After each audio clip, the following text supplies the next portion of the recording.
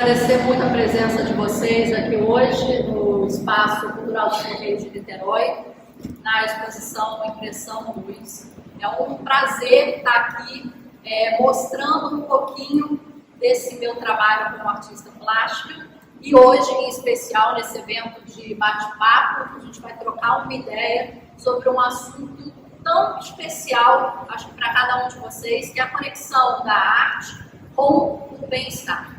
Vou começar inicialmente fazendo uma introdução sobre a exposição em si, que eu acho que muitos de vocês já tiveram a oportunidade de olhar, né, e verificar algumas das telas.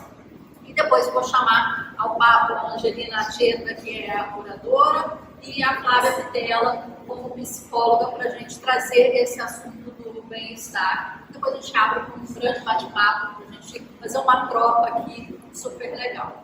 Para quem não me conhece, meu nome é Marcela Lana, eu sou artista visual, pinto, desenho, esculpo, comecei aos 11 anos de idade em Cataguases, Minas Gerais, por isso que o sotaque fica um pouco lá, um pouco cá, né?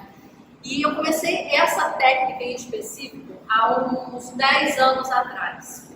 Muitas pessoas me perguntam por que as espátulas, por que essas mãos de espátula? Espátulas diferentes, espessas, finas, largas.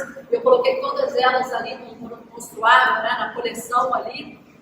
E depois me toquei, que realmente eu coloquei a minha paleta, o meu potinho. Eu falei, como é que eu vou pintar agora, né? Não foi tão inteligente, mas está ali para vocês o registro ali de todo o meu material no meu ateliê. A ferramenta muitas vezes nos escolhe, né? Assim como a profissão muitas vezes nos escolhe. Muita gente pergunta, mas por que a espátula? Eu tento relembrar porque eu falo muito do ritmo, eu falo muito da mistura de tinta que já tem a espátula inserida nesse processo, né?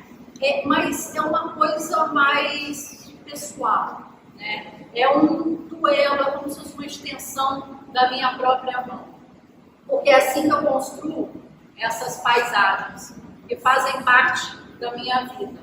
Aqui vocês vão ver lugares que eu visitei, que eu realmente fui, que eu estive caminhando, né, com os meus sapatos, que eu deixei as minhas pegadas. Tem o deserto de Atacama, tem o Salar do Uyuni, que é um deserto de sal branco, que foi um dos únicos locais na vida que eu cheguei, eu chorei, porque eu falei, se eu pintar as cores como eu estou vendo hoje, um vulcão laranja atrás, uma lagoa meio vermelhada de enxofre, flamingos rosa, lhamas brancas, céu azul, sem nuvem, as pessoas iam pensar, bebeu e pintou. Não é possível que as cores são assim, extraiu as cores. Mas nessa caminhada que eu mostro aqui para vocês, e aqui a intervenção na parede, juntando todas elas, não são puramente uma trilha ou um passeio, mas elas remetem a grande caminhada da nossa vida, a nossa vida em si. E os personagens que eu apresento para vocês nessas obras, vocês veem o pai com o filho, o casal, um homem, um cachorro, um homem sozinho, porque a gente quer atravessar essa vida com quem faz aquilo ter mais significado. E eu mostro um pouquinho com essa técnica que eu chamo de tracilismo, que vem do pontilismo de Serrat, tem as inspirações claras aqui de Monet, de Renoir, de Van Gogh, por exemplo, que é da onde eu estou caminhando também, é da onde eu estou pegando as minhas inspirações, é da onde eu estou bebendo também, fazem parte da minha trajetória. E isso ressoa muito da minha forma de ver a vida. Que eu falo, atrás desses 7 graus de miopia, também de forma pixelada, é assim que eu experimento, onde as formas elas não têm tantos contornos, onde as cores elas se expandem mais do que elas são nas formas em si. E através das cores que eu observo o mundo. É assim que eu apreendo e é assim que eu gosto de ver. Então, esse caminho aqui é mais um convite para que a gente possa observar as caminhadas da nossa vida com quem a gente decide dividir, dar a mão e caminhar e veja de forma mais leve. Eu falo que Van Gogh falou que o portfólio de um artista, os livros de um escritor, né? Eles são um diário do grande artista. E quando você vai vendo essas paisagens, são as coisas que ficaram para mim. As outras foram, as memórias elas se vão, mas algumas ficam, e são aquelas que a gente quer aprender, que a gente quer prender no nosso diário, nas nossas telas, no nosso piano, né, no nosso caderno. E aí, essa experiência que eu trago para vocês. A vida vai passar, ela vai passar muito rápida. Minha avó, quando tinha 95 anos, já ao final da vida, ela veio para mim e falou: Marcela, como foi rápido? E eu não consegui respondê-la, porque eu imaginei, se eu chegar aos 95 anos, com a cabeça dela, né, que ela tem, com a força de vida que ela tem, eu já estaria dando graças a Deus, já estaria sendo 95 anos de vida. Mas eu tenho certeza, se eu um dia chegar lá, eu muito possivelmente vou falar a mesma coisa. Minha neta foi muito rápido, foi assim. Então, o apelo aqui é que a gente veja a vida de uma forma mais bonita, que a gente tem que aprender a viver apesar. E o apesar é a coisa mais importante dessa frase, porque eles vão existir. Vão existir as dores, as dificuldades, as solidões, vão existir sentimentos e momentos que a gente vai querer apagar do nosso diário.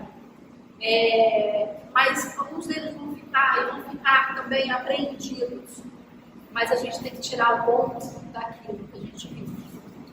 E essa experiência, esse o convite que eu faço, né, a vocês aqui.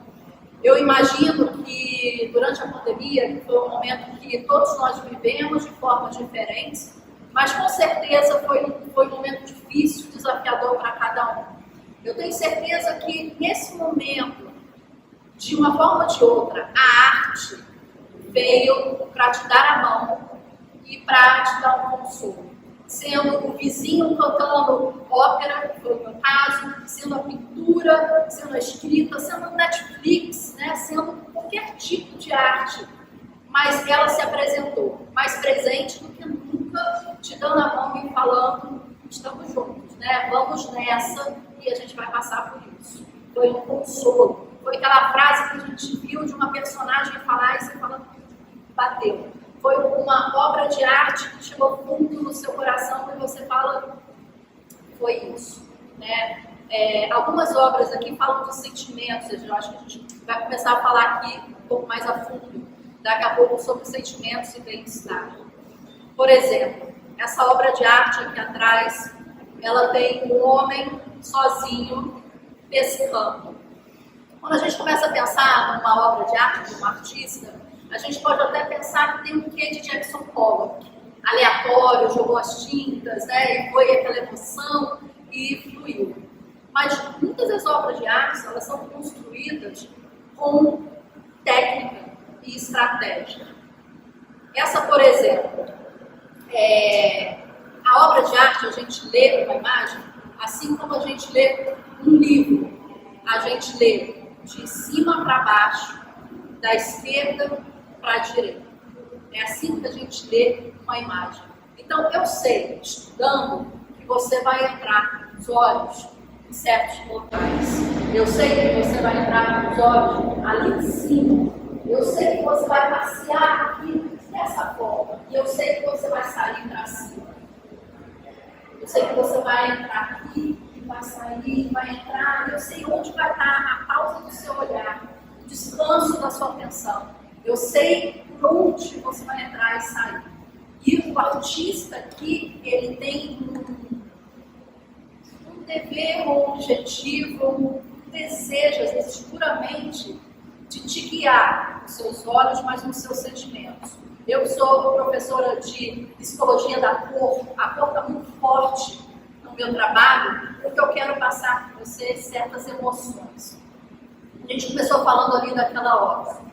É um cara sozinho com uma latinha em que ele está pescando. Se você observar, a cor dele é azul escuro, ele tem muito preto dentro dele. Né? Se você observar, o azul, ele é a cor da solidão, Ele é uma cor também de sentimentos que você demora para conquistar, mas quando você conquista, você pode terminar assim.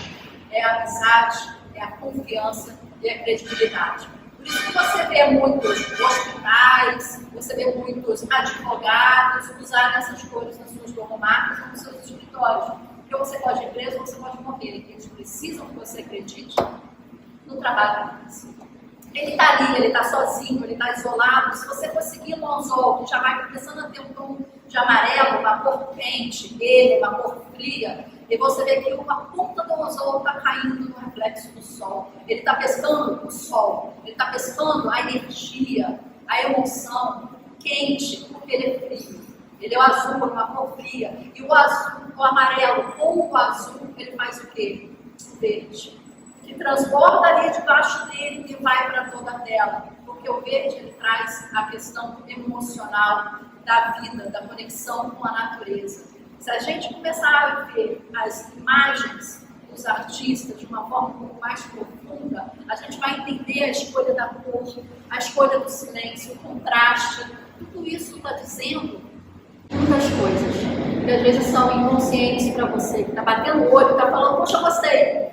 Não entende o porquê, mas há ali todo o pensamento, a emoção na cor, nos elementos, nos ângulos, na perspectiva. Se você notar, todas as minhas telas, ou a maioria delas, tem um caminho.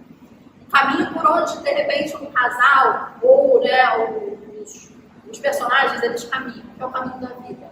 O caminho da vida, se vocês notarem os ângulos, eles estão sempre para cima. Eu sei onde você vai entrar com o seu olho na minha tela, eu sei por onde você vai descansar.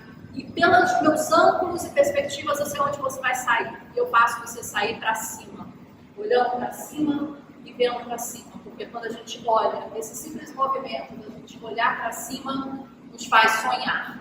Quando a gente olha para o chão, a gente pensa em problemas. Na lista do supermercado, no filho com problema, no que tem que fazer quando chegar em casa, nos to-do lists da gente. E o simples movimento de você levantar o olho, e todos os ângulos das minhas obras fazem você levantar o olho, o movimento dos pássaros, as trajetórias, a paleta de cor, que é o meu forte, quer que você faça esse pequeno movimento, para que você também, como eu, sonhe, imagine e pense uma vida melhor. Então, queria dar essa introdução para explicar um pouquinho o porquê das obras, o porquê das cores e como é que as emoções aí estão conectadas a elas.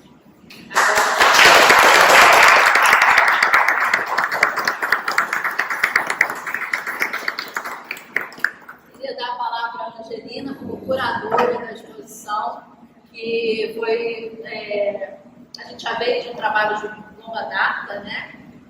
Falando um pouco sobre arte, mostrando o grande, que a gente quer, a impressão luz, né? Trazendo a luz nas cores, mas também na organização daqui. E a Angelina tem sido uma parceira maravilhosa nessa trajetória de ver a minha própria arte. Eu falei aqui no dia da minha mensagem que esse momento para o artista é um momento fantástico.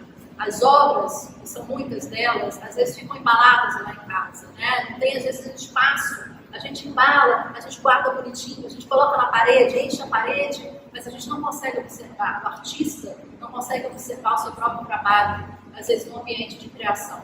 E é somente num momento desse, com vocês, que a gente tem essa oportunidade de ver o nosso trabalho também, junto com vocês, e finalizar as obras. Terminam quando vocês nos dão um feedback, nos falam o que vocês acharam, e aí a obra finaliza. Mas, Angelina, por favor. Muito obrigada, gente, por estar aqui. Agradeço aos artistas também. E ser curadora, cuidar, na verdade, a gente cuida de todo esse processo de criação. Então, quando eu falo esse meu cuidado, é um cuidado pedagógico, é um cuidado didático, é um cuidado que precisa ter essa ressonância. E aí, quando a gente pensa de como a Marcela tem a sua linha de criação e a gente mergulha nisso, a gente vai perceber que o olhar de Marcela sobre o mundo é um olhar que não envolve sua visão, mas cada partícula da sua individualidade, porque na verdade é um olhar profundamente colado à sua história, ao seu tempo, e ao seu momento específico de vida. E aí eu relaciono o que ela cria com o que o cientista também cria. Né? Não existe arte sem conhecimento, nem a ciência sem imaginação. E é todo esse imaginário de Marcela que a gente vai pensar e vai lembrar. Meus alunos estão aqui, vão lembrar do Bachelard, quando fala do imaginário como motor, não só da poesia, mas do conhecimento científico. Então, o que ela faz, o que ela projeta, é tudo essa arte e essa ciência baseada nesse imaginário, cuja paixão faz ela se mover. E faz a gente, ela acabou de dar uma aula aqui, né, sobre as abordagens gestálticas, né, de como a gente vê, de como a gente apreende, de como a gente assimila, de como a gente acomoda e agora, como a gente transforma. Como é que a gente devolve tudo isso que ela acabou de falar? A gente precisa desses silêncios. Muitas vezes, só nesse silêncio é que a gente vai perceber, imaginar, conhecer, agora eu transformo, agora eu sou outro, eu saio daqui diferente. Por quê? Então, se a gente pensar na própria linha da ciência, né, esse olhar de Marcela, a gente lembra, por exemplo, daquele olhar hipnotizado, por exemplo, pelo mar. Porque séculos e séculos de observação levou aquele homem a perceber e a imaginar as relações entre as atrações lunares e solares com a rotação da Terra, por exemplo. Ué, mas isso é arte ou é ciência? Mas também registrou todo esse movimento na tábua das marés. Olha o registro. Né? Mas também registrou todo esse movimento em verso, em prosa, em música, em dança, em cenas. Quantas metáforas nascem de um olhar hipnotizado, apaixonado, como é o olhar de Marcela. Então, quando a gente fala curadora, cuidadora, é muito mais simples nesse sentido, quando a gente escuta Marcela, pesquisa o processo de criação, vê o quanto é importante, quanto a gente vê de saúde integral, quando a gente se vê nesses olhos de Marcela e vai percebendo, na verdade, o que nos toca é todo esse repertório imagético que a gente tem aqui, que vai fazer a ressonância, a consonância que ela tem lá dentro, né? E aí a gente pensa, peraí, então, como é que nasce uma ideia? Tá bom, a arte, a ciência, mas como nasce isso tudo? Todos nós, né? Como é que aquela gênese de criação, como é que a gente aprende a criar? Né? A gente precisa criar, né, como respirar, é tão vital quanto respirar. Né? Quando a gente para de criar, a gente vegeta, a gente pensa assim, né? Então, o conhecimento ele se dá por essas aproximações sucessivas, por essas analogias e ressonâncias, como eco. Isso vai perpetuar, isso vai ficar. E aí já faz parte de nós, aí ninguém tira. Então, se a gente pensar nesse processo de criação de Marcela como algo que tem a ver com o que a gente pensa e a gente sente, a gente vai criar repertórios diferentes cada vez que a gente dizer a vida de diferentes formas. Vou parar agora um pouquinho e dar a palavra, senão a gente pensar um pouquinho em cada coisa, em cada quadro, em cada gesto, em cada olhar, é diferente.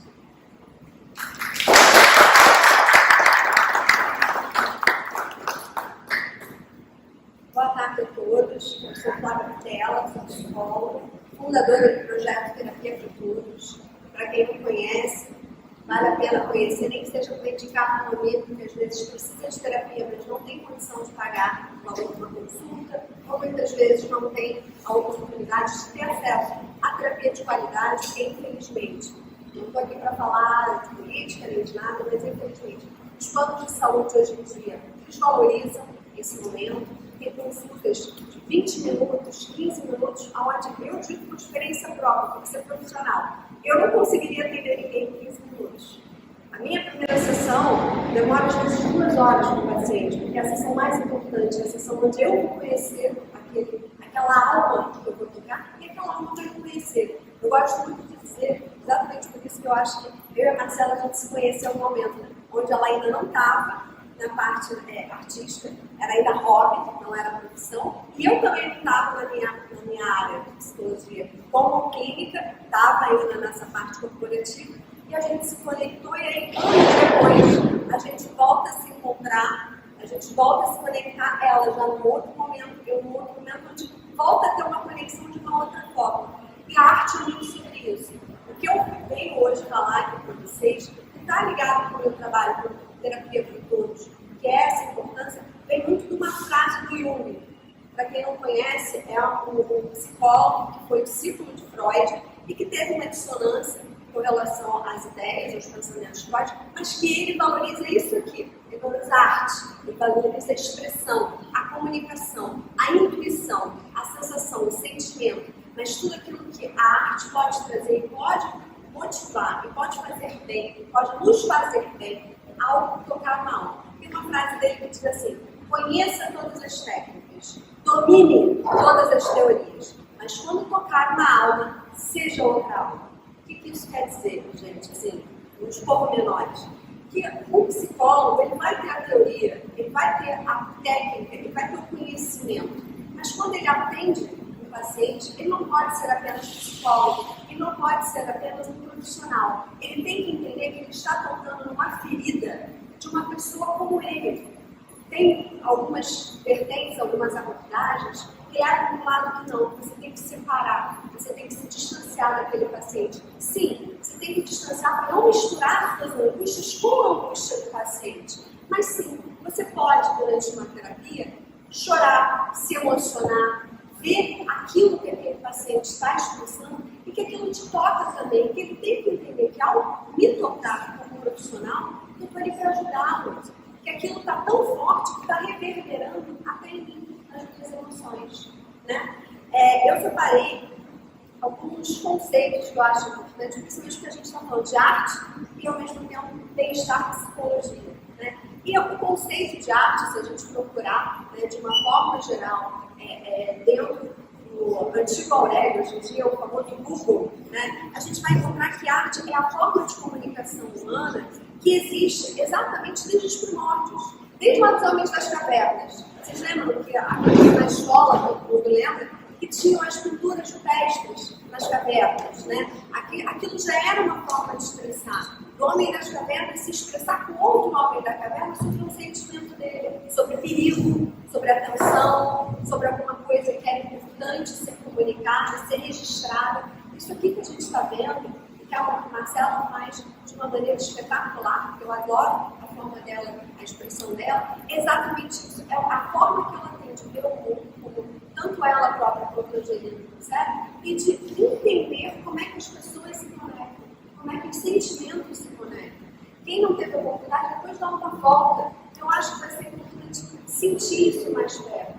Quando a gente fala de arte, trazendo a arte como importante para o bem-estar psíquico, eu digo muito para vocês, durante a pandemia, isso foi uma prova de que a gente precisa muito de arte e que a gente não estava valorizando a arte. Infelizmente, tivemos alguns governantes que não valorizavam essa parte, mas que é importante a gente sempre resgatar isso dentro da gente. A gente entender que a arte, como um todo, ela faz a sociedade evoluir. Ela faz cada um de nós, cada individual, evoluir. Eu parar ficar na frente de uma tela, simplesmente observando, olhando cada detalhe. Muitas vezes a gente não pode se aproximar nem tocar na tela, mas só pelo nível da pincelada, como a Marcela própria trouxe, se a pincelada é mais grossa, é mais fina, é mais robusta, né? Tem mais tinta, menos tinta. Mas isso traz um pouco também dessa expressão que o artista pede para que a gente sinta também dentro da gente. Eu gostaria de trazer para vocês só assim, o porquê da arte ser terapêutica. A arte não é terapia, mas ela é terapêutica. Para quem não sabe, terapia você só pode fazer se você fizer com um profissional da área, do consultório, com todos os pré-requisitos. Terapêutico é tudo aquilo que nos faz bem. A arte é terapêutica, a música é terapêutica, a dança é terapêutica, uma comida, um cheiro, uma roupa, cortei meu cabelo, isso pode ser terapêutico, porque é alguma coisa que mexe com um lado de mim, que a gente trabalha na terapia, que é a autoestima, é o autoconhecimento, é alguma coisa que provoca algum sentimento, seja para o lado bom ou ruim, isso não importa, porque o mundo de hoje, onde as tecnologias estão aí, que hoje em dia tudo no Instagram, Facebook, é porque tem que mostrar que eu estou ótima, tem que mostrar que eu estou bem, não sei o quê. Não, de que eu estou mal, isso também é importante. Como a Marcela própria falou, a tristeza, que às vezes é representada pelo azul, é importante também ser sentida. E hoje em dia as pessoas são intolerantes, as pessoas não aguentam mais ficar tristes por um minuto, por um segundo que seja. Quanto mais, às vezes, na perda de um luto, como a gente aconteceu, eu própria tive perdas pesadas dentro da minha família durante a pandemia. Perdi pessoas muito próximos e muito queridos. E tive que lidar com isso. E nem por isso fiquei mal. Ah, meu Deus, meu mundo vai cair. Porque hoje em dia as pessoas perdem, às vezes, o emprego, às vezes, um material, alguma coisa que você pode comprar de novo, e dão um valor muito maior do que deveria ser. Isso aqui que a gente está vendo hoje tem um valor inestimável na nossa história. Quem teve aqui hoje, quem hoje tem a possibilidade de olhar as telas da Marcela, acho que com certeza vai sair daqui com alguma lembrança. Para lá na frente comentar, numa roda de conversa, um shopping com os amigos, sexta-feira. Pô, tive uma expressão, vi um quadro que me lembrou isso aí que você está dizendo. Pô, ontem à noite sonhei com aquela imagem que eu vi lá no quadro da Marcela. Ou então, lembrei de uma fala, de alguém que falou alguma coisa lá naquela palestra que fez sentido para mim hoje em dia. O bem-estar, gente, quando a gente fala principalmente de depressão, a gente está às vésperas aí do Setembro Amarelo, né? Para quem não sabe, é o mês mundial da prevenção ao suicídio, à depressão e aos transtornos mentais, principalmente a ansiedade, que hoje em dia todos nós temos o quê, né, da ansiedade ser um pouco mais do que ela deveria ser. A ansiedade é bom, tá? Deixando bem claro, mas ela não é boa quando tem excesso. A ansiedade é necessária, é por conta da ansiedade que a gente tem a sensação de perigo, de saber que eu estou em perigo, que eu tenho que ficar um pouco atenta, de saber que eu estou atrasada, que eu tenho que correr, porque senão eu vou perder aquela palestra maravilhosa com aquelas profissionais, que eu estou, às vezes, até perdendo tempo de correr atrás do meu sonho, daquilo que vai me fazer mais feliz. Então, assim, a ansiedade é bom. O problema da ansiedade, que hoje em dia é muito falado, é que a ansiedade em excesso não é legal, e aí tem que ser tratado. E aí, as pessoas têm que começar a se conscientizar e procurar. Eu tive outro dia uma paciente que virou para mim e falou assim: ai, porque eu nunca tinha tido uma crise de ansiedade. Descobri essa semana. Eu falei: como assim? Ela começou a me explicar um pouco, poxa, eu vi aquela palestra sua lá atrás, você falou todos os sintomas da ansiedade, eu percebi que eu estava tendo ansiedade naquele momento, eu me lembrei de tudo que você falou para mim. Eu percebi que todos os sintomas que eu estava sentindo, que eu nunca tinha sentido antes, tudo ao mesmo tempo, era sobre aquilo que você estava dizendo. E o que eu faço? Aí passei algumas técnicas de respiração, de meditação, para ela acertar o quê? Caso isso volte, vamos voltar a falar aqui na terapia, porque aí você talvez o caso de procurar um psiquiatra e tal, para poder tomar um remedinho que talvez possa estar começando com alguma frequência. E aí não é legal a gente ficar só na terapia, porque pode levar muito tempo para resolver. A terapia auxilia, eu gosto de dizer que a terapia ela é a bengala, ela não é a solução, ela vai te ajudar a lidar. Hoje em dia se fala muito de inteligência emocional, né? Ah, porque inteligência emocional. Mas muita gente não entende que inteligência emocional não é deixar de ter um problema.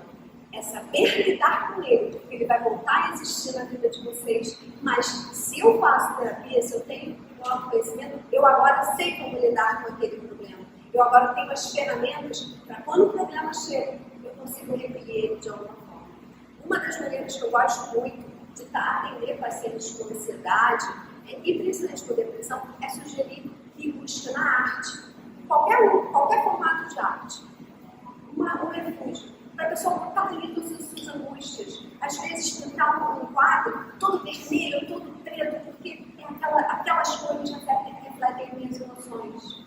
Ou fazer uma escultura, ou até brincar, fazer uma coisinha daquela de pintar quadradinho, sabe? Gosto muito porque a Marcela tem esse lance na arte dela, da questão do pixel, né? E o pixel exatamente é pintar os quadradinhos. E isso, para quem está em processo depressivo, para quem está em processo com algum tipo de ansiedade muito forte, a TAG, né, que é o transtorno de ansiedade generalizada, isso ajuda demais, porque isso acalma. Ouvir uma música enquanto você pinta faz todo sentido. Eu gosto muito de lembrar que quando eu era pequena, foi até uma troca com a Marcela quando a gente pensou em fazer esse evento aqui hoje. Minha avó pintava porcelana. Então eu lembro muitas vezes de ir para a casa dela, muito pequena mesmo, lanchar, porque ela dava aula para outras pessoas, para outras mulheres de cultura na Nova Zelândia, eu sentia aquele cheiro, que é um cheiro muito típico de quem trabalha com esse tipo de coisa, mas eu achava o máximo, porque elas iam para lá passar o dia inteiro pintando, ouvindo música, batendo papo, aí tinha o lanche, que é a melhor parte do dia, porque ela fazia quintinha, ela fazia coisinhas gostosas, então é uma memória afetiva muito boa. Arte é isso, são memórias afetivas muito boas, mesmo que seja para a gente se emocionar, para trazer alguma lembrança triste, alguma lembrança que vai mexer no nosso íntimo e que às vezes, no primeiro momento eu vou achar que é ruim, mas que depois às vezes é um saudosismo, é uma nostalgia, é uma melancolia, que às vezes eu nem sabia que eu ainda sentia, eu nem sabia que ainda estava dentro de mim. Né? Para o bem-estar, quando a gente fala de arte, a gente poderia citar um monte de coisas, mas eu vou puxar o gancho do que a Marcela falou. Em primeiro lugar, a expressão emocional.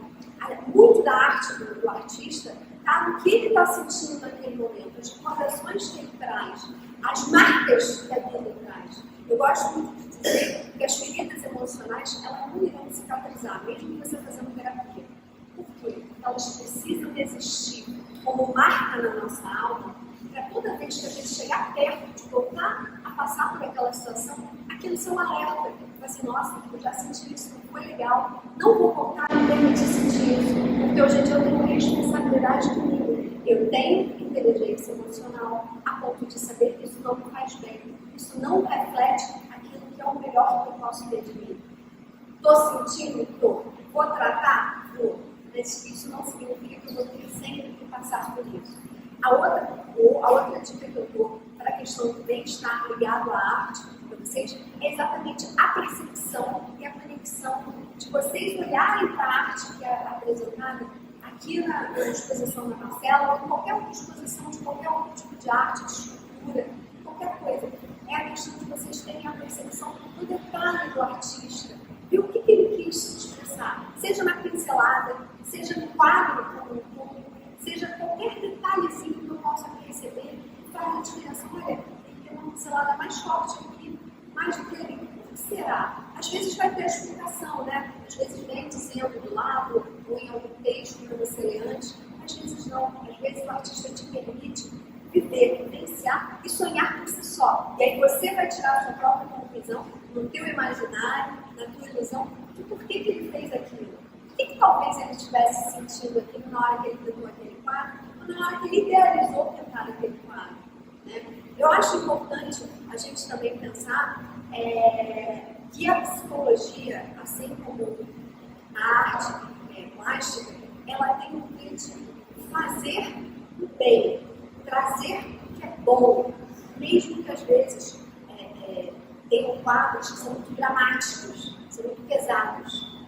Eles às vezes têm essa pegada propositalmente, para às vezes fazer, obrigar o observador a sentir alguma coisa desconfortável, a sair daquele momento da zona de conforto, a te instigar a sentir alguma coisa diferente, a te provocar. Eu gosto muito quando a gente vê no quadro uma provocação do artista com aquilo que você pensa, com aquilo que você imagina, com como você cogitava.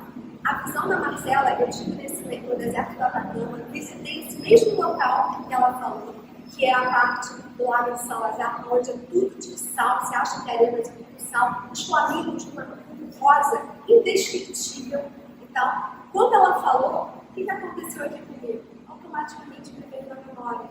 Esse momento único que, inclusive, eu estive com meus pais. Eles estiveram lá, presenciaram o mesmo centro, e provavelmente a visão deles é totalmente diferente da minha, que é totalmente diferente da Marcela. Mas a forma dela de contar isso no quadro e trazer isso pra gente é a sensação, mesmo quem nunca teve oportunidade de ir lá, vai poder vivenciar um pouco do que eu vivi, um pouco do que ela viveu, um pouco de quem tem a possibilidade lá vivencia.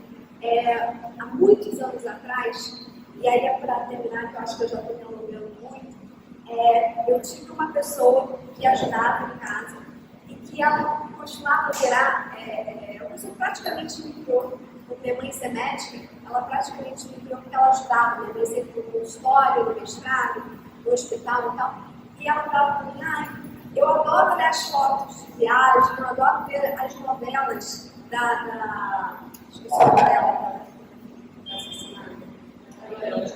Exatamente, a Glória Pérez, porque eu viajo para lugares que eu nunca teria possibilidade de viajar e minha imaginação voa. Eu conheço lugares através daquilo. O que quer dizer isso? É a arte.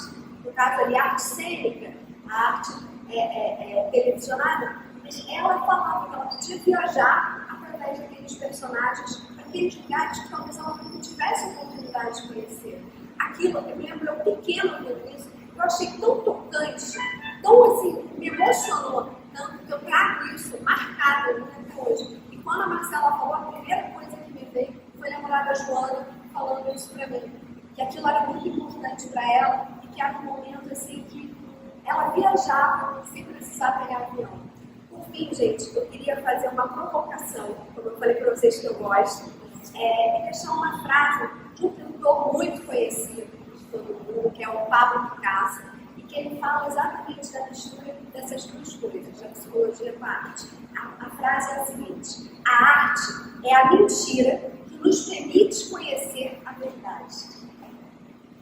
É exatamente isso que a gente está falando aqui hoje. A arte, por mais que seja algo fantasioso, o sonho da visão daquele artista, que talvez não vá refletir exatamente como é de fato, é a mentira que traz a verdade, porque ela traz sentimento, ela traz recordação, ela traz aquilo que o artista quis passar, representado de uma outra forma, uma mentira, se assim a gente pode dizer.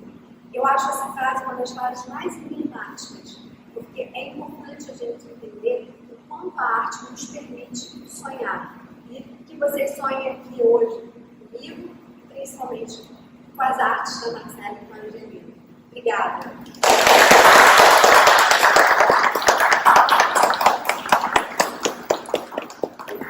Para abrir o bate-papo, né, que aqui a gente quer também essa troca, ouvir vocês, entender como é que foram esses momentos da vida de vocês, ou como as obras de arte tocaram. Se alguém quiser dividir alguma experiência ou algum insight, uma coisa que tenha pensado enquanto a gente falou aqui, fiquem à vontade. Se quiser fazer alguma pergunta, quiser questionar.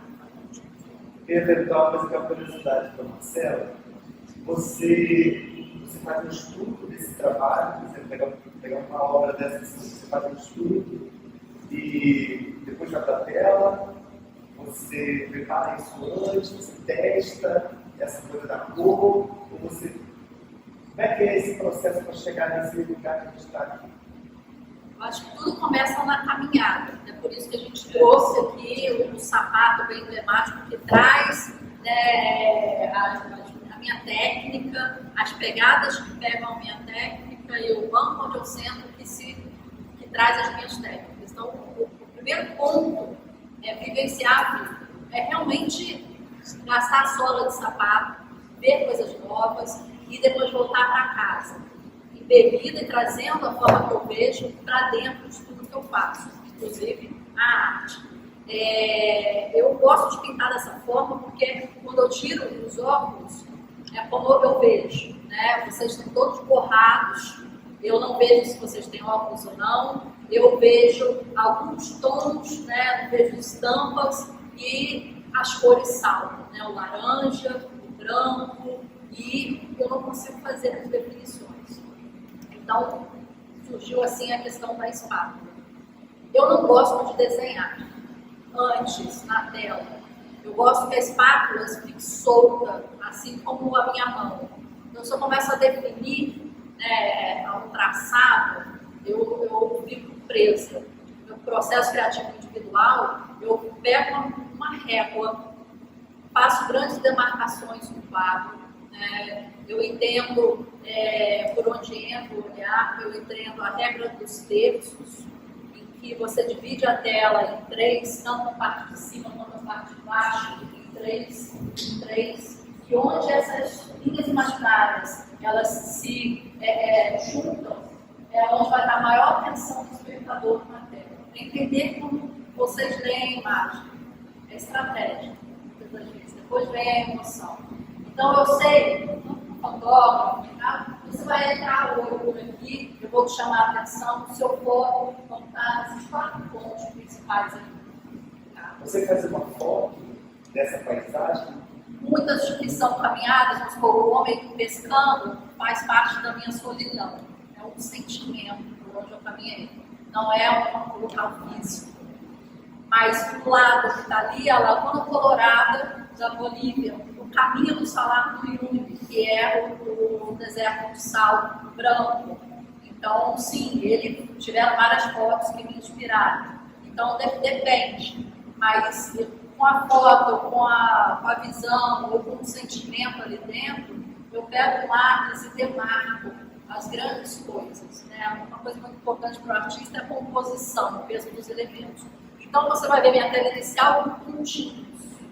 Eu sei onde vai começar e terminar o céu, a lua, o homem, o cachorro, etc. Eu tenho ali as proporções. Eu pensei mais ou menos estrategicamente na estrutura do esqueleto da imagem.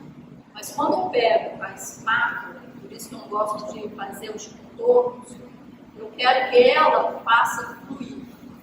Eu quero que ela me guie através da cor e das espatuladas. Normalmente, não sei se vocês pintam ou já pintaram, né?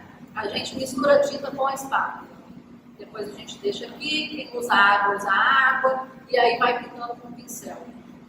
Eu já misturo aqui e já vou para a tela. Né? E eu gosto de criar tinta, cor, do jeito que eu criei aqui, com a tonalidade, com a saturação, com o brilho, né? E colocar na tela. Muita gente que usa espátula, vocês já devem ter visto, eles trabalham raspando a espátula na tela, criando até segundas e terceiras cores por esse movimento e fazendo um movimento rápido. Né? E isso traz uma coisa interessante, traz um movimento que você vê um pouco no Van Gogh, e ele com o pincel, você vê aquela energia que ele imprimiu. Mas minha técnica específica, ela me freia. Por quê? Eu faço com faço outro, faço outro. E como eu não quero que as cores se misturem na tela, porque eu criei elas puras, do jeito que eu quero que elas sejam, eu tenho que esperar o tempo de secagem. Então eu não posso fazer uma do lado da outra. Então, na verdade, eu fiz vários pontos na tela e depois eu faço vários traços que são, na verdade, um quebra-cabeça. As pessoas vão no meu ateliê ou no meu espaço de criação e falam, não estou entendendo. Tem um traço amarelo, um traço azul, um traço verde, um traço... E aquilo vai se montando como se fosse um grande mosaico ou um grande quebra-cabeça, ao ponto que eu vou preencher na tela. Se vocês perceberem algumas das telas, algumas têm 5 tonalidades de azul, 5 tonalidades de rosa. Não só são as cores, mas são as tonalidades das cores. Eu vou desenvolvendo através delas, porque o valor tonal, ou o quanto de branco, o quanto de cinza e o quanto de preto que existe dentro de uma cor, é a coisa mais importante para um artista. Um exercício muito, muito simples que a gente consegue fazer quando a gente cria essa imagem, e eu faço sempre quando tem grandes artistas, né, Rembrandt, grande, né, da luz, eu tiro uma foto da tela. Né? Então, vamos supor, você vai prestar claro? Vou tirar uma foto de uma tela minha aqui. Tá? Vou pegar aquela ali do final, por exemplo. Ela é colorida, se você observar essa tela aqui, ela tem todas as cores do arco-íris. Parece não, mas tem rosa, tem vermelho, tem bege, tem amarelo, tem roxo, tem azul, tem várias tonalidades aqui dentro. E não parece tanto, né? Mas são todas aqui, harmonizadas. O que eu faço com isso aqui?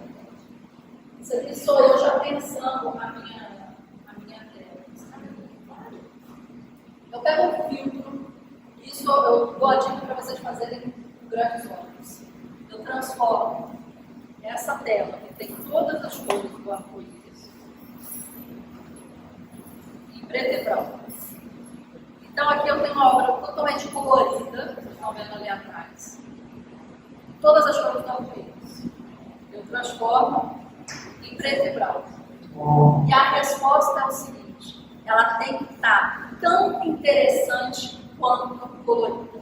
Se ela tiver, ela é uma boa obra quanto a sua coloração. Eu sei aonde eu parei com a cor para dar um silêncio cromático. Eu sei aonde eu contrastei, que é o ponto de atenção. E eu construí uma imagem de preto e branco, ela está tão interessante quanto colorida. Eu dependo da cor, mas eu dependo do valor tonal. E assim começa a minha criação. Com pontos, não desenho, com espatuladas bem espalhadas, que as pessoas não vão entender, e aí eu preciso entender o que eu estou fazendo. Antes de pintar, eu preciso entender onde está a sombra, onde está a luz, onde estão os contornos, que eu não desenhei, mas existem na minha mente. Eu preciso sonhar antes, eu preciso imaginar do jeito que ela tem que ser. E aí eu estou preenchendo. E aí eu vou só obedecendo a minha espátula, meu coração, fluindo naquilo, de forma solta e leve. Então ele começa como um grande mosaico, na verdade. A pessoa só vai entender depois. Tem vários tons de azul, vários tons de rosa, vários tons que aquilo vai construir a imagem aos poucos. Sabendo aonde eu vou silenciar, onde eu vou chamar a atenção e trabalhando com o valor tonal, por exemplo.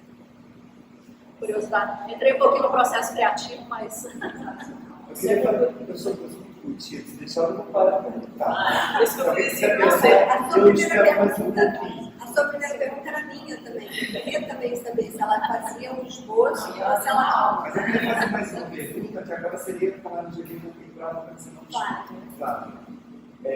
Depois eu prometo que eu vou perguntar mais nada. Não, pergunte. Vou perguntar bastante. Mas eu queria levantar uma questão para vocês comentarem, que é a seguinte. Sobre dois lados, duas oposições, a questão da permanência e da impermanência. Então, nós, como seres humanos, não somos permanentes, né? Estamos em constante mutação, em constante mudança. E as obras, no caso aqui da Marcela, que está vendo, no momento que ela está pronta, que ela vem para a galeria, ela se torna permanente. Né? Então, acho que tem essa dimensão da permanência. Porém, quando ela nos atravessa, estar diante, estar aberto com uma obra de arte, seja qual for, é estar aberto para ser atravessado por essa obra. Né? Ela nos atravessa não só pelo olhar, mas pelos afetos, principalmente, né? Na sua subjetividade. E quando ela nos atravessa, essa obra de alguma maneira permanece na gente de alguma forma. Ela permanece, ela começa a nos constituir como e dando nossa identidade. Então, hoje, a minha identidade, eu tenho Marcela, a minha identidade de pessoa, porque a obra dela mesmo é uma pessoa e, de alguma maneira, algo dessa obra está retido em mim. Então, o que eu queria levantar para vocês, para não ficar eu falando, sobre essa questão mesmo da permanência da obra e da nossa impermanência. E aí, eu acho que nessa relação tem duas dimensões. A dimensão educativa, que a gente pode abordar, e a dimensão psicológica, que Flávia pode trazer para a gente. Obrigado. Vou te devolver com uma outra pergunta, que é a seguinte, uma reflexão aqui. Como é que a gente prova que isso aqui existe? A gente prova que tem molécula, tem átomo, ok. Como é que a gente prova que o nosso corpo existe? Porque tem céu. Como é que a gente prova que o homem passou um tempo, no momento? Então, que permanência é essa? A única forma que a gente tem de provar que o homem está ali por conta da sua arte. Desde os homens das cavernas até hoje. E isso já faz parte do nosso repertório magético, da nossa identidade, do nosso ser, né, em transformação. Então, quando a gente fala dessa questão que preocupa, que é a curadoria educativa, é aquilo que vai ficar naquele que vai olhar. Né? Então, que luz é essa? Então, até no texto, nesse intertexto, né? Nesse tecido que a gente faz junto, né?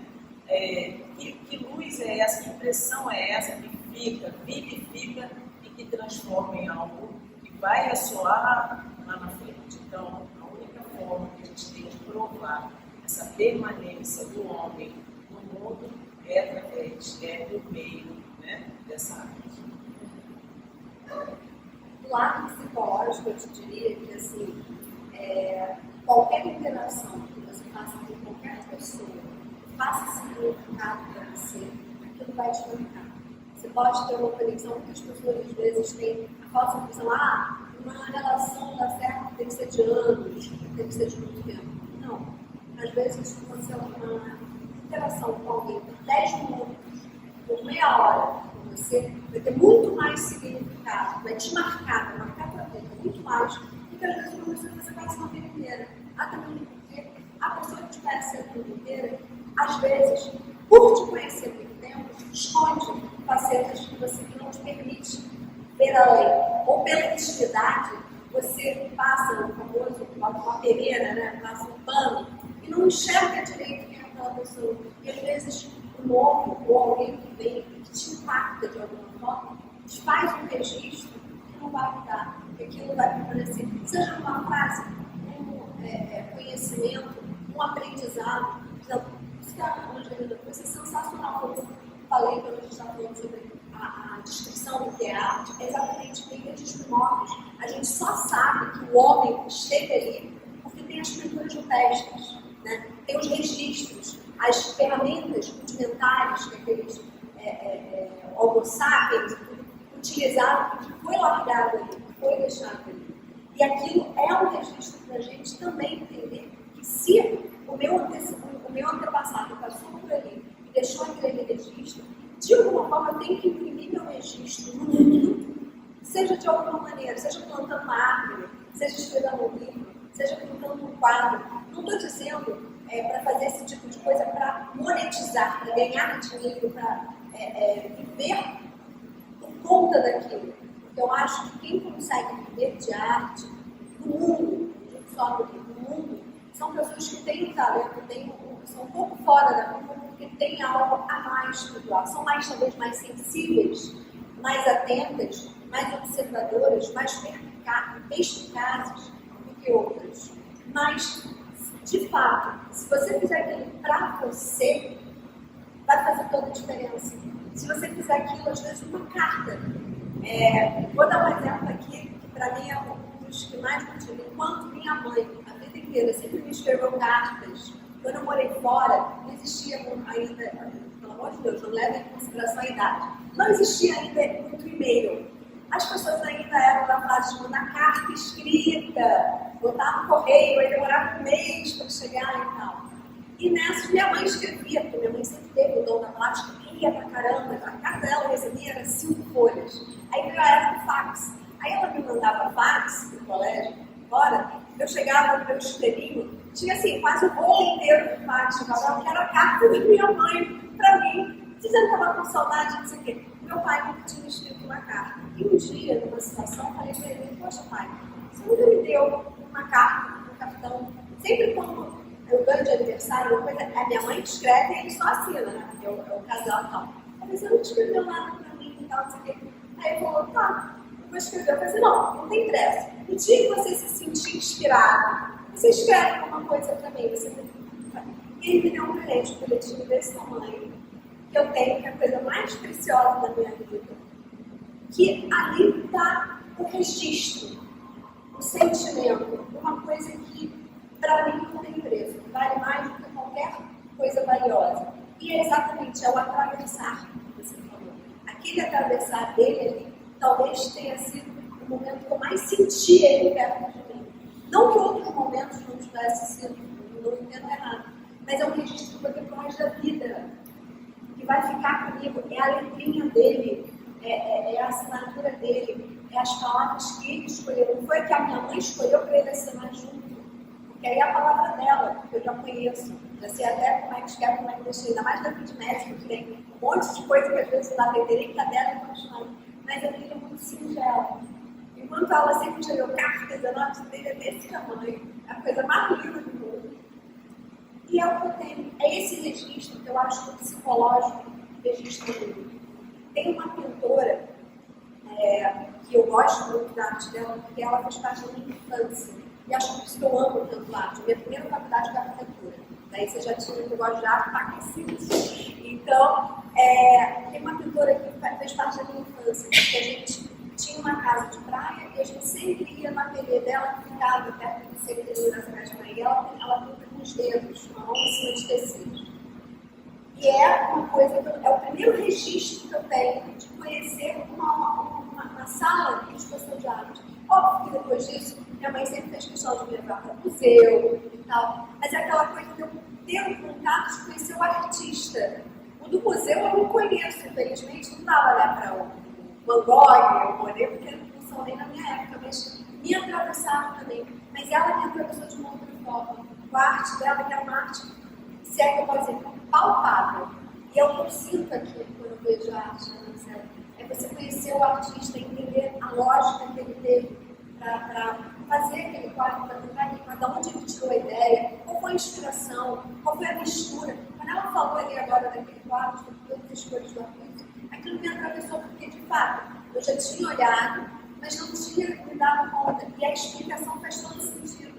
Quem dera que a gente pudesse ter todos os artistas no nosso ouvidinho aqui, contando por que aquele quadro é daquele jeito. Até hoje, a Mona Lisa, todo mundo, talvez seja o quadro mais conhecido do mundo. Ninguém sabe por que o olhar dela é do jeito que é, porque não tem lá um canto para explicar, olha, foi por causa disso. Então ela própria fala, eu estava olhando daquele jeito, se eu pensar, estava pensando, é sobre isso.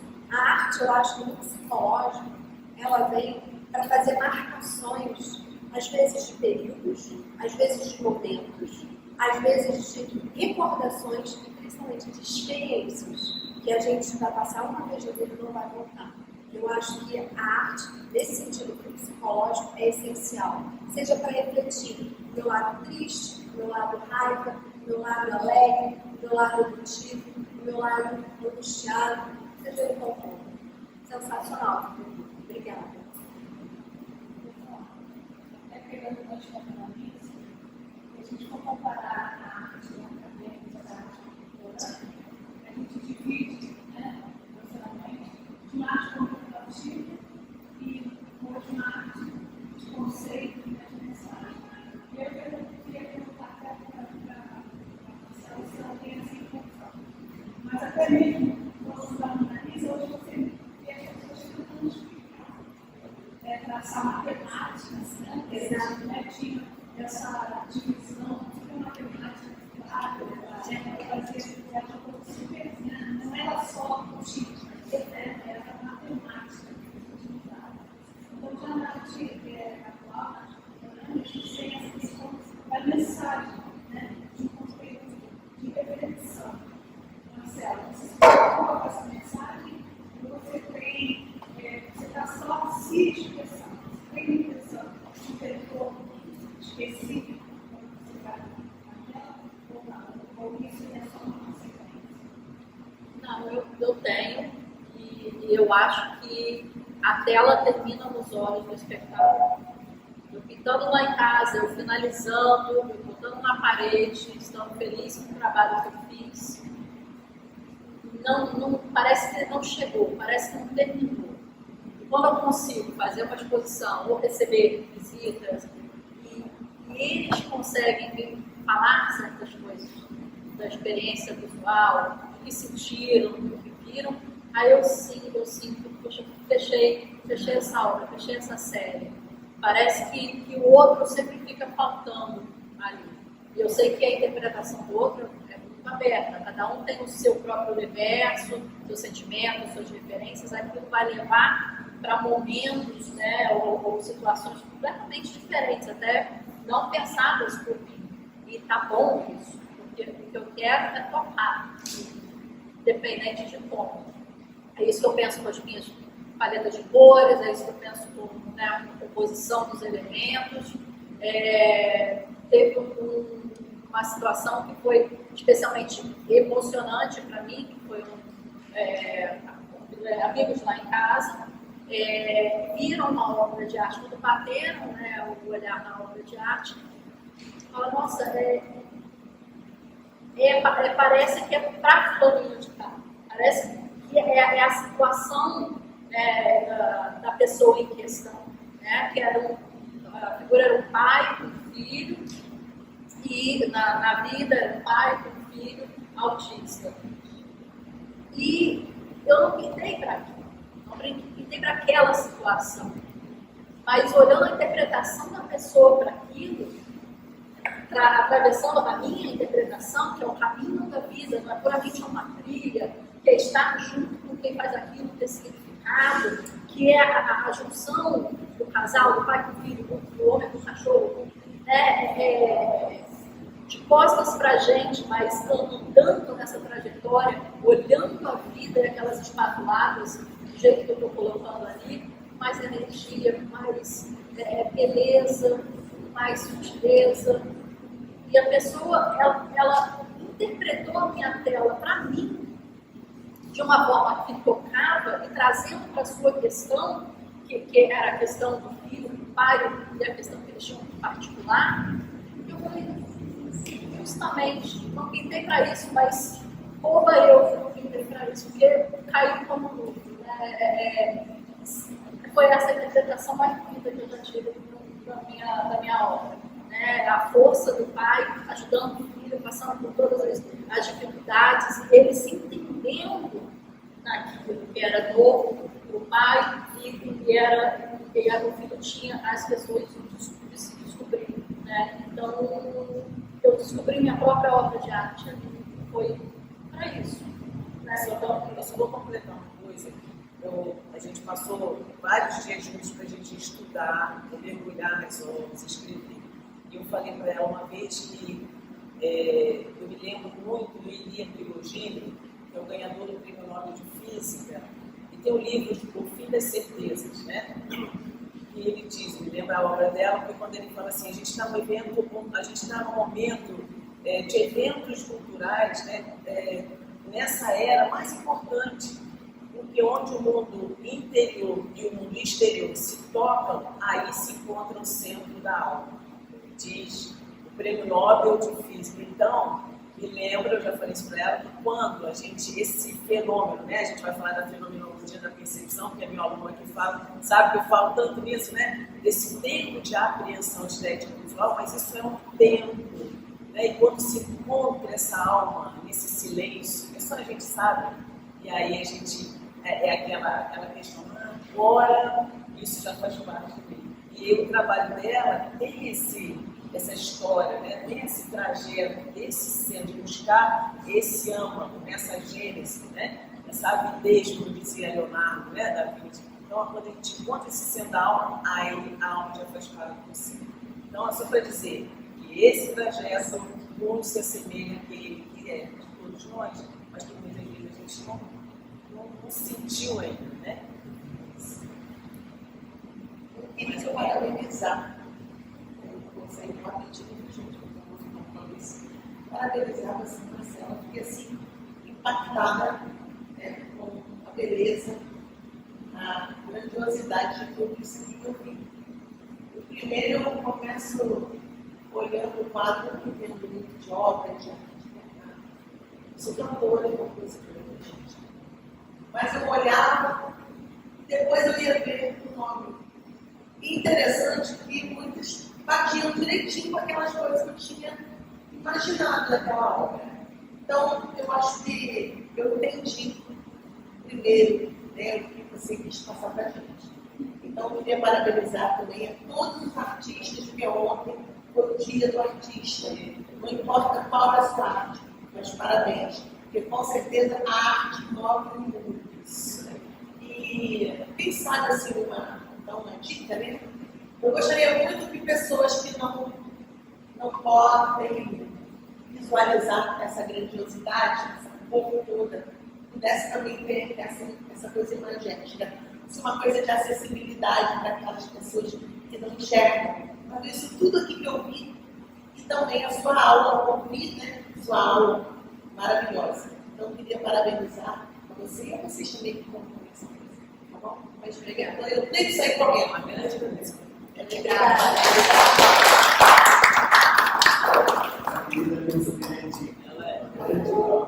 Isso aí. Obrigada, tchau. Tchau. Eu acho que essa técnica, né, como tem essa textura, as pessoas normalmente gostam de, né, tem o desejo de colocar a mão, né, quando eu fiz a exposição no Nilassari, né, juntamente com a Angelina, essa foi uma preocupação lá que a gente teve, já que era um ambiente estudantil, né, uma faculdade E uma galeria que a Angelina fala que tem um acadêmico também, né? Como ela falou aqui. A gente trouxe, né, uma obra de 2 metros por 1, completamente interativa, em que as pessoas conseguiam passar a mão, e ali tinha mais ou menos umas 4 cores diferentes pela angulação da luz, em que a pessoa passava a mão e ela poderia fazer também desenhos, e a gente observou que era um local de permanência, né? Ponto de encontro. A gente colocou a telão na frente, que já pedia para as pessoas, né, verem o vídeo de 4 minutos, mas a gente colocou essa tela de 2 metros, em que, passando a mão, você mudava a cor ali daquela interação, com 4 cores diferentes, podendo interagir. E as pessoas ficavam vendo, né, a tela interagindo, porque ali trazia essa questão, né, de chamar o outro para estar dentro da obra, a acessibilidade, né, que ela estava falando também.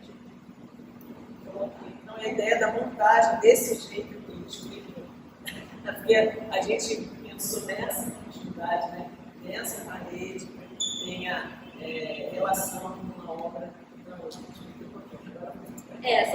São caminhos da minha vida, como eu falei, não é puramente um caminhar, uma trilha, um passeio, é uma jornada de vida. Então, juntando aqui nessa intervenção na parede, eu juntei as cores e as formas, fazendo uma caminhada só, né? Combinando ali no sapato e aí trazendo para a vida a forma que a gente interpreta, né? Essa foi a ideia. Boa tarde, Marcela. Eu estou vendo que você tem bastante influência de poder. Eu gostaria de saber se alguma tela que você pintou, você pretende pintar em outra estação do ano, com outras cores. O Monet tem muito disso, né? Ele fez da catedral em diversos horários do dia, diversas estações, e você vê ali a diferença da cor, né? E a influência daquilo ali. Eu estava até estudando ainda mais hoje em dia, eu tenho um curso de psicologia da cor, que eu estou desenvolvendo de teoria da cor, que a gente fala muito disso da percepção. É engraçado que no final da vida ele teve catarata e ele pintou uma tela com o olho que estava bom e a outra tela olhando a paisagem, mas com o olho que estava ruim. E você via a diferença de cor, né, de saturação dessas 2 percepções dele da mesma paisagem, mas com a diferença da forma dele, e foi fantástica. Não tinha pensado de responder isso antes, de pintar a mesma paisagem em diferentes, né, realidades, mas de repente isso seria um grande estudo, né, da diferença da cor no mesmo lugar, assim como ele fez. Marcela, falando dessa questão da cor, eu observo que mesmo quando você traz a terra, você não traz tons terrosos, mais frios, mais suaves. Parece que é intencional que essa série, depois da outra exposição passada, e agora aqui eu tenho percebido que tem sido uma marca, né, no seu trabalho, essa vibração, essas cores mais vibrantes, quentes, mais quentes até.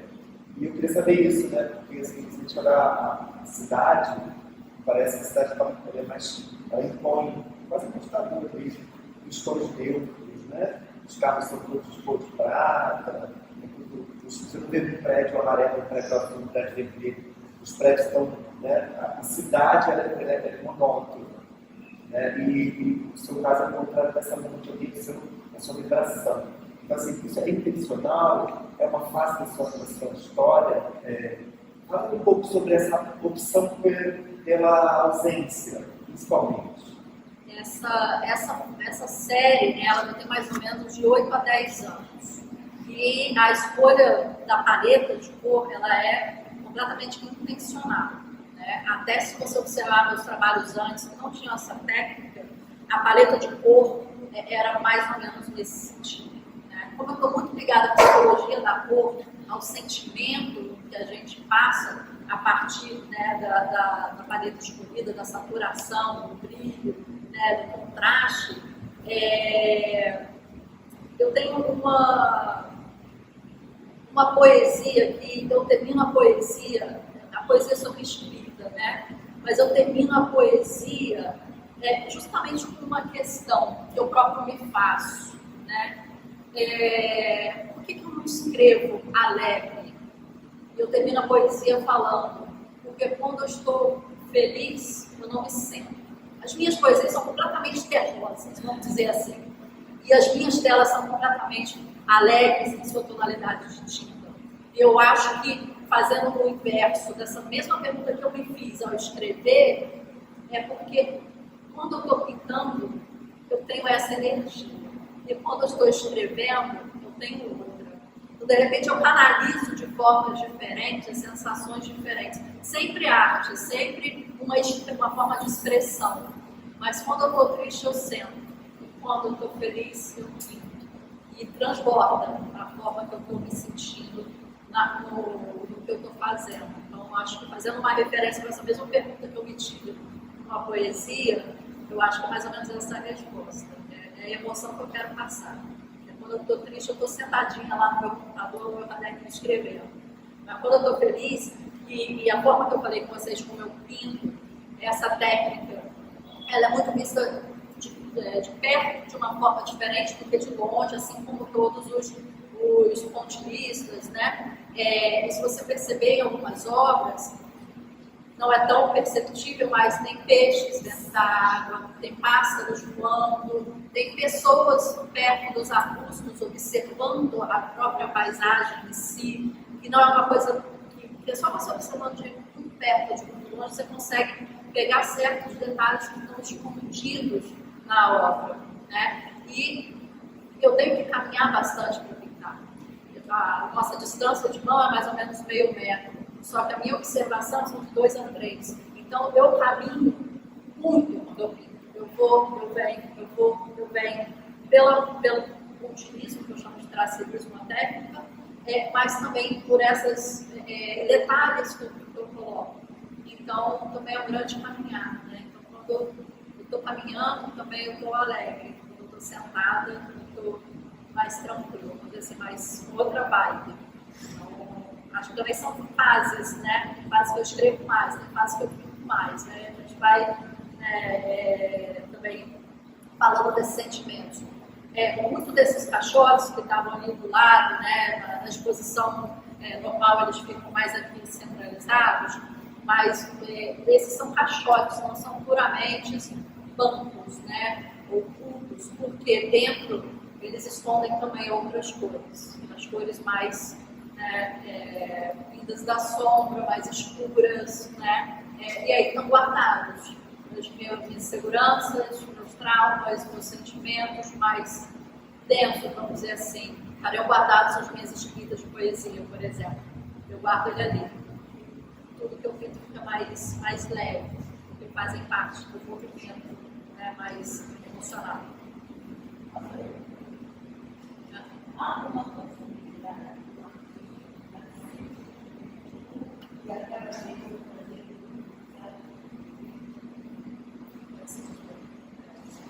Então, isso que o falou, ela perguntou se há a possibilidade de um artista pintar sem sentimento. Né? E aí a gente vai então lá na gente. Então, o que é arte? Arte pode ser a articulação dos sentimentos, arte pode ser uma expressão, arte, né? Então, se ele só fez a questão do gesto, né? Se a gente pensar o Polo, que estava aquelas telas gigantescas, e ia lá, é a poética do gesto, né? Ele está lá do gesto. Agora, teve sentido, teve sentimento. Então, a criação de sentido é quando a gente dá essa interferência, né? Essa permanência, Então, se eu faço e não tem sentido, então não é vida. Ela pode ler de acordo com o seu repertório imagético, né? Ela pode ler. A gente lê o tempo todo, a criança quando nasce, ela já está fazendo a leitura de mundo o tempo inteiro. A gente lê o tempo inteiro. Agora, se cria, qual é a diferença, né? Grafema, fonema, como é que a gente cria leitura interpretativa? É quando cria sentido. Se não criar sentido, não dá consistência. Se não tem consistência, não tem a vida, né?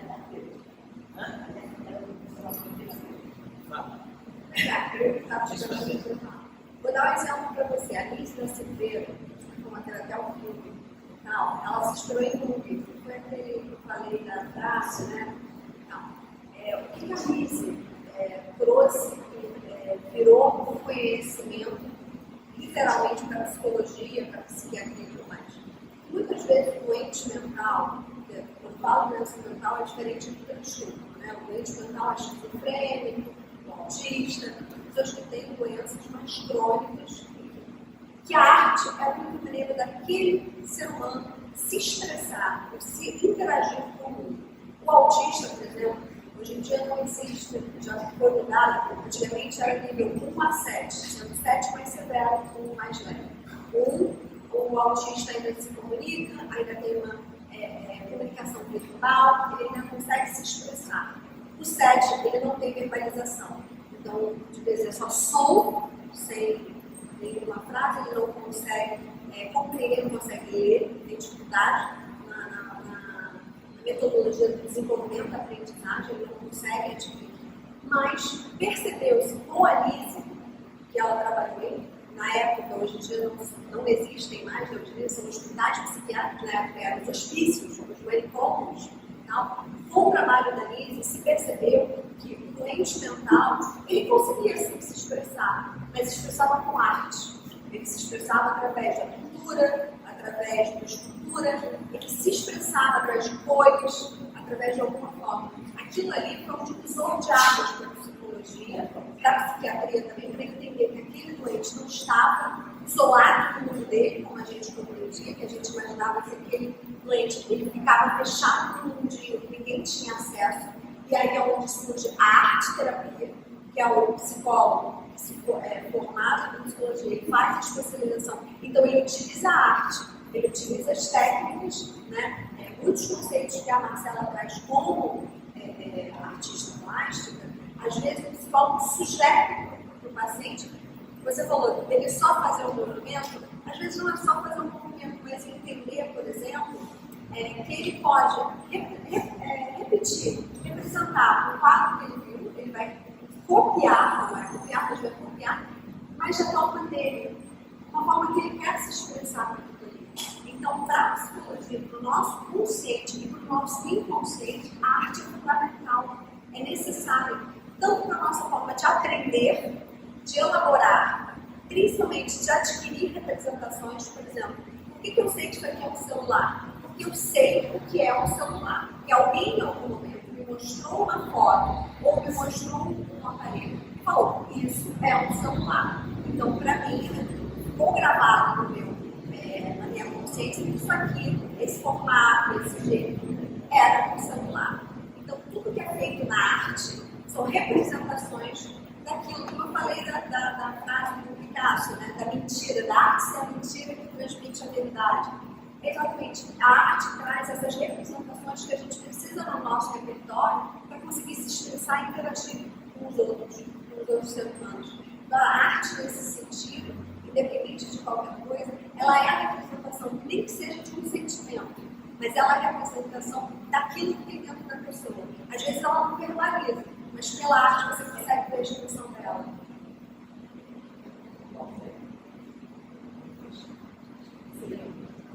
Alguém tem mais alguma pergunta? Não? Queria convidar vocês, então, ao Comes e Bebes aqui do lado. A gente está com o apoio do Cozinha Ali, que é uma empresa sem glúten. Então, tem os bolos, tem os pães, as pastinhas. Fiquem à vontade para a gente continuar esse papo aqui no ambiente. Tá bom? Marcela, primeiro, já que está terminando, queria te dar os parabéns. Marcela Fábio e a Angelina, por levar a gente para pensar outra coisa, né? E abrir nossas mentes, nossos corações, para a gente ainda encontrar sentidos maiores. Quando o artista fala da obra, nunca já leva esse hábito, né? Não quero dar os parabéns, precisa agradecer essa oportunidade que a gente está aqui com vocês e fazer uma ressalva, Marcela, para você, que é incrível, você, quando a gente olha você, não imagina, quando a gente olhar você fora da sua exposição, quem não conhece, principalmente, a gente não imagina quanta coisa serve de você tão vibrante, tão potente, tão poderosa, para liberar tanta positividade do mundo. Parabéns, a gente está precisando dele, tá? Obrigada.